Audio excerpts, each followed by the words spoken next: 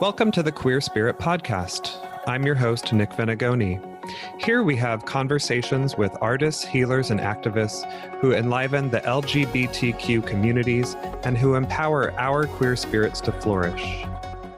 Before we get started with the interview, if you haven't heard, I've started a Patreon account for the podcast. Patreon is a way for you to help support the show and get special rewards in return, such as a thank you shout out on the show, a sticker or enamel button with the Queer Spirit logo, and access to a live monthly meditation group. So today I'd like to offer a shout out of gratitude to the first 4 donors. We have Andrew Taylor, Root Holden, Stephen Saftig, and Dan Everton. Thank you so much for supporting the show and helping us keep it going to bring queer spirit to folks everywhere. If you'd like to join in supporting the show, just go to patreon.com/queer spirit. You can also find the link in the show notes. Any Patreon funds remaining after the basic production costs will be donated to the nonprofit supporting diverse queer communities. Once again, that link is patreon.com/queer spirit. Thanks for your consideration. My guest today is Julie Bacher. Julie is an author and teacher originally from New England. She has traveled around the world working on community service projects and spent 23 years as a public school teacher. She is the author of 4 books, with her latest book, Oh Shit, I Think I'm Gay, a coming out book. Julie is passionate about LGBTQ issues, social justice, and crafting the right words to speak your truth. Today, Julie shares with us her inspiration for writing this coming out workbook, as well as her own coming out story and others she discovered along the way. To learn more, visit juliebacherauthor.com. That's Julie, Bacher, author.com. And you can order your own copy of Oh Shit, I Think I'm Gay now on Amazon. Hi, Julie. Welcome to the show. Thank you, Nick. So, Julie, I'm excited to have you here and learn more about your book entitled Oh Shit, I Think I'm Gay. And I thought we would have you start out by telling us how you decided to write this book. All right, great. Well, I feel like I have books inside me that need to come out. And it's kind of funny because this wasn't one of them. One of my favorite authors is named Sarah Wiseman, and she's like a spiritual teacher. And I took a class with her a couple summers ago, and I have actually written a couple books, and one of them is called Heal from Breakup, When Your Head Won't Stop Thinking and Your Heart Won't Stop Feeling. And I sent her a copy of it. I guess in my mind, she was going to publicize it for me. She's so famous. And she's really an inspiration for me. And she wrote me back and said, I don't publicize other people's books, but I loved your book. Why don't you write a coming out book for gay youth? I think that you would be perfect for that. And I kind of thought, whatever, I probably won't do it. And then I thought, well, if I do it, what should I call it? And I tried to really pinpoint how it felt when I realized I was gay at the age of 7. And the only thing I could think of was, oh shit, I think I'm gay. It wasn't like, woohoo. It was kind of like, okay, I'm living in rural Vermont. I'm a 7-year-old little girl. I don't think there is gayness around me. I'm not even sure it exists in the world. I thought it did, but oh shit was basically the words that came to mind. So that's where the title came from. And I just started writing, and it turned into a workbook. I didn't really know that was going to happen, but it just seemed to make sense. And then when I was done with the workbook part of it, I had been communicating with Michael Ebling, who is a publicist, like an author, publishing agent. And I thought, if I can just get Michael Ebling to help me find a publisher, that would be great. He was actually the agent for Dr. Wayne Dyer, who is like a really amazing writer. Like, I just love his writing. And I thought, wow, Michael Ebling's going to talk to me. And it was right when COVID had started. So he realized that everyone was just kind of at home, not doing very much. And he was having these like 15-minute consultations with people who wanted to write books. So I consulted with him, And I sent him my book, which I was really proud of. And he said, that's nice, but it's not really a book. It's more of a pamphlet that you would give out for free. And I'm kind of like, really? Like, I put my heart and soul into that. And he said I should just make it longer. And so I basically waited for inspiration. I'm like, I don't know what to do. I don't know what to add. And then one day I was just driving my car and it came to me. I just wanted to tell stories of other famous queers and their coming out stories. So I put that in the book. And then the last third of the book, I just wanted to make coming out more fun. So I put a maze, I put a word find. There's a quiz at the end. What happens if you don't pass the quiz? Oh, you're in big trouble. I was actually interviewed for a Curve magazine, and I did plug at the end, please pay attention as you're reading or you won't pass it. I mean, maybe I'll pose some of the questions to you and see if you can answer them at the end of maybe not. But anyway, there's a coming out game, which I've never played. I just thought of it, and I think it's going to be incredibly fun for anyone who does it. I got it from when my family used to vacation in North Carolina, and we had this game called the questions game. Everyone writes down a question, and you put it in the hat, and then you pull out a question, and everyone writes down their answers on a little piece of paper. And, everybody's incredibly sarcastic and, funny. Nobody writes like a real answer. And then you put that in another hat, and then one person reads the question and reads the answer, and the person who's it has to guess who wrote that. So it's basically the same game, but about being queer and about realizing you're queer. So did you collect questions from other people to put in the book? I just thought of them myself. Oh, okay. Yeah. So what were some of the famous queer people and their coming out stories that you have in the book? Well, I have the story of Harvey Milk, his coming out. I mean, he didn't come out of the closet till he was 40 years old, and he was working in the East Village of New York City. He had a flower shop, and he realized he was gay or bisexual. He actually moved to San Francisco. I mean, many gay men did that, in the 70s. It was like a whole kind of thing that happened, a whole exodus. And then just his story and how, tragic it was. And just the man who shot him, the Twinkie defense, that he ate so many Twinkies, he had no control of himself. And it was just fascinating. I mean, it's very sad, but inspirational. It's the first gay official elected to an office. And just for being such a great guy, Who else? Also Ellen DeGeneres, because I love Ellen.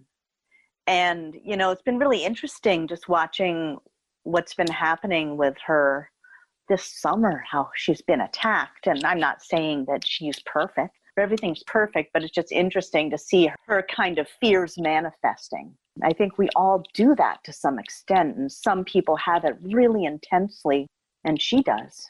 And sometimes I do. Plus, her coming out experience was so public, like the entire process was so public. Yes. Like she was in the public before she came out. So it's like people knew her before she came out and they knew her after she came out. And there was a really awkward time of just waiting for her to come out, seeing her on her show, her sitcom, and seeing her date guys on the sitcom. And that didn't quite seem right. It felt a little wrong.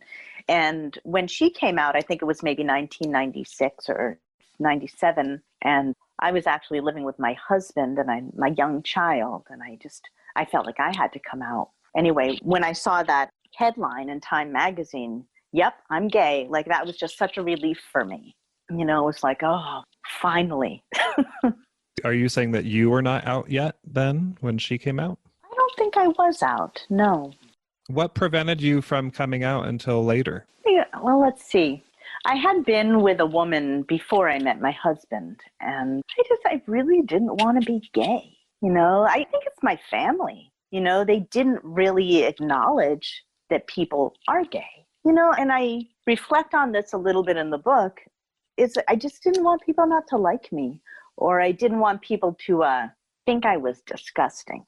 Because that's basically growing up, that was basically the whole way that it was viewed as really gross. And I just didn't want to be that. I think all of us sort of want to be liked. Or maybe people don't. Maybe people don't care, but that's something that's always been important to me. So I think I just wanted to be normal. I wanted to be happy. I wanted to have a kid. That was important to me too. So what was it that helped you finally come out, since you didn't have your own book yet? Right. My friends. I had two friends in college. I went back to college after my son was born, and they were out, and they inspired me in so many ways. I mean, they had such clarity behind different kind of abusive relationship systems, and they encouraged me to just be my own person. So basically them being friends to me. And also just that I felt like I really needed to. I mean, it gets to the point where like you can't not be. And I think that's why I wrote the book, because I realized I was gay when I was 7, but then didn't come out till I was like 26. So that's like 20 years of kind of thinking, oh shit, like kind of thinking that, but maybe not doing anything about it. Yeah. Now, you've also mentioned that you have studied Buddhism and meditation, and that it's a significant part of your life. And I'm curious if any of those practices have supported you through either your coming out process or has supported your queer identity at all.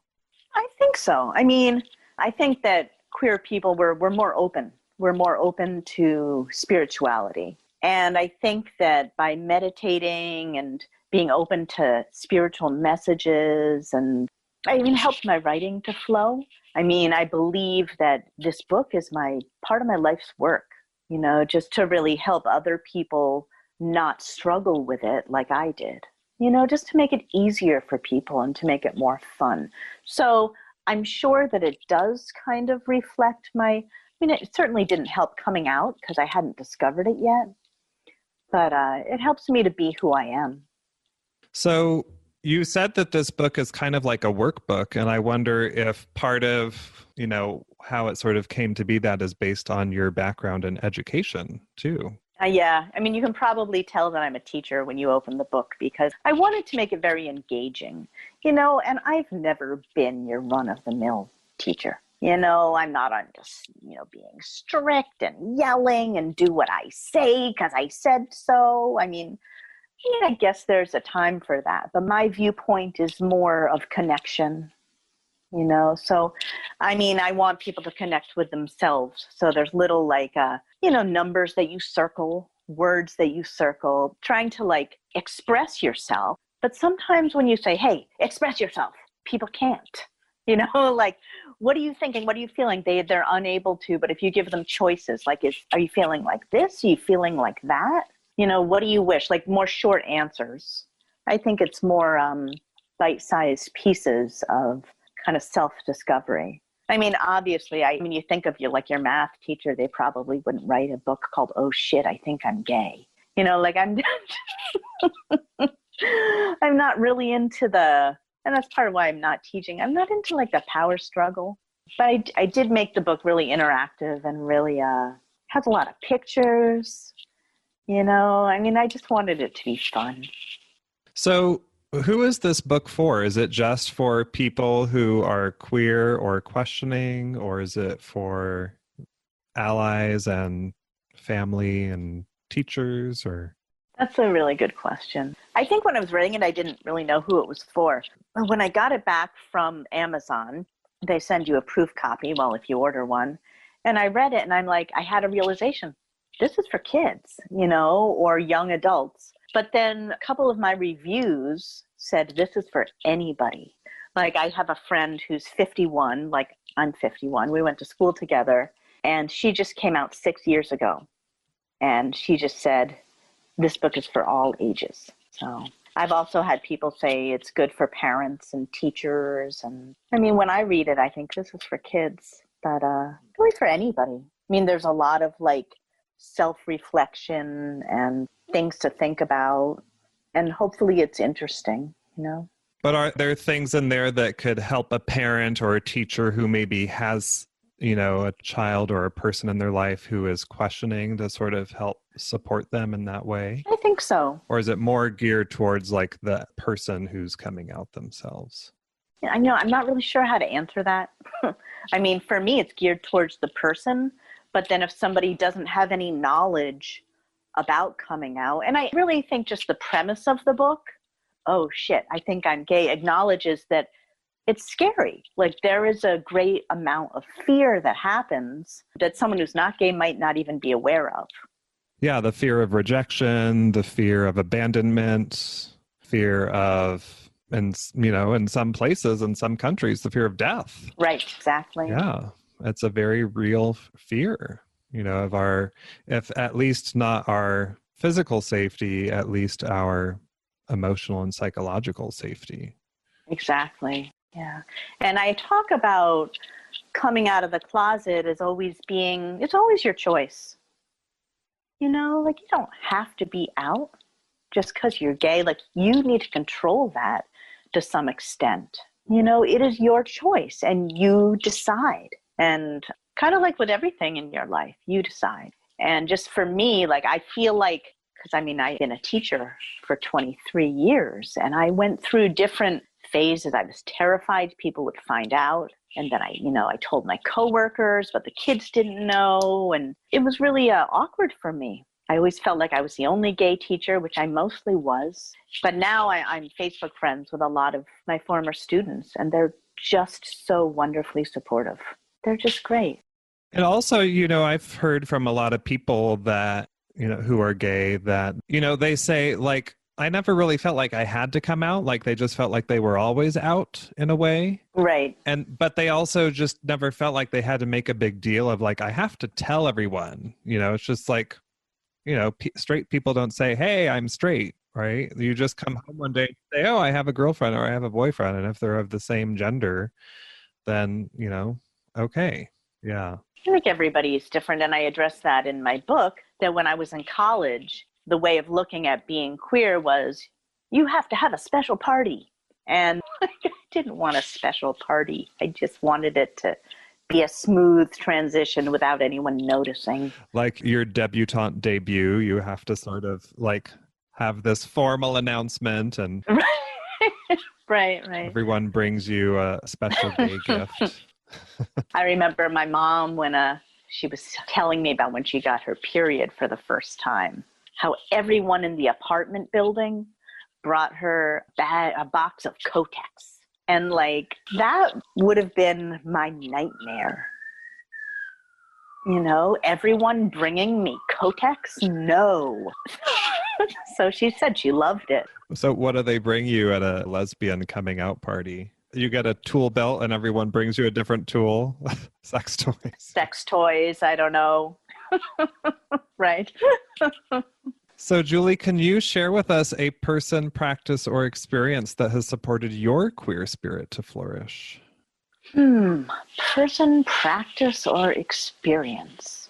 You mentioned this to me before, and I had a clear answer, and now I'm not sure what it was. I would say just other queer people. Like I mentioned people in my book. I mentioned David Sedaris. I just love him, and just his coming out journey. I would say that other people are inspiring to me and their stories.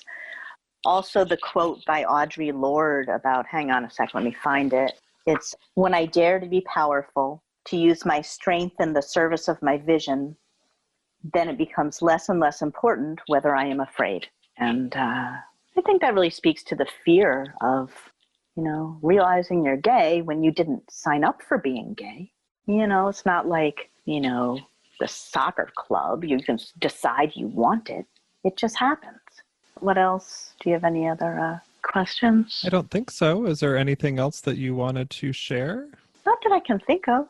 Just that I really appreciate you having me on the podcast and sharing my book. And also I really appreciate that you have this podcast. I mean, what an amazing gift to people. Well, thank you. Yeah, I do think of it as an offering to our community and to reach people far and wide who may not be exposed to some of these ideas or resources. Yeah.